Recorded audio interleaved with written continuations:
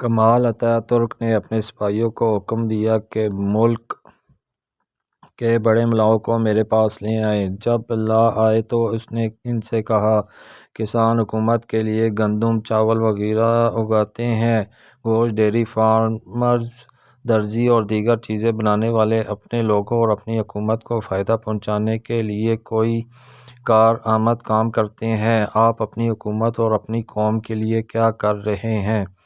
ملاؤں نے کہا، ہم آپ کے اور اپنے لوگوں کے لیے دعائیں کرتے ہیں۔ کمال اتاترک نے پھر انہیں سمندری سفر کی دعوت دی اور ایک ملاح کو حکم دیا کہ وہ جہاز کو بیچ سمندر میں چھید کر دے۔ سمندر کے بیچوں بیچ ملاؤں نے جب جہاز میں سراغ دیکھا اور جہاز میں پانی بھرتا دیکھا تو وہ سب چیخنے لگے۔ کشتی کے نگہبانوں نے ملاؤں سے کہا کہ وہ دعا کریں تاکہ جہاز میں وہ سوراخ بند ہو جائے۔ ملاؤں نے غصے میں آ کر بلند آواز سے جواب دیا کہ کبھی دعا سے بھی سوراخ بند ہوا ہے؟ تو ملاؤں نے کہا، اس پانی کو ہمیں جہاز سے نکالنا ہوگا ورنہ ہم سب مارے جائیں گے۔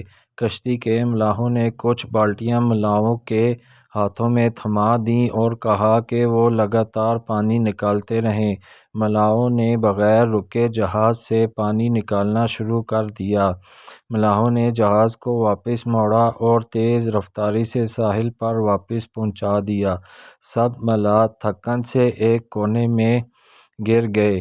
کمال اتاترک ان سے پھر ملنے آیا، ان کی طرف متوجہ ہوا، کہا، اب آپ لوگ سمجھ گئے ہوں گے کہ ہمیں آپ کی دعاؤں کی ضرورت نہیں، آپ کو ملک و قوم کے لیے کچھ کام بھی کرنا ہوگا تاکہ آپ کے فائدے عوام اور حکومت تک پہنچیں۔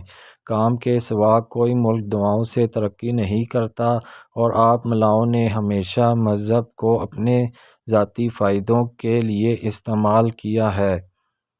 ترک ادب سے ماخوذ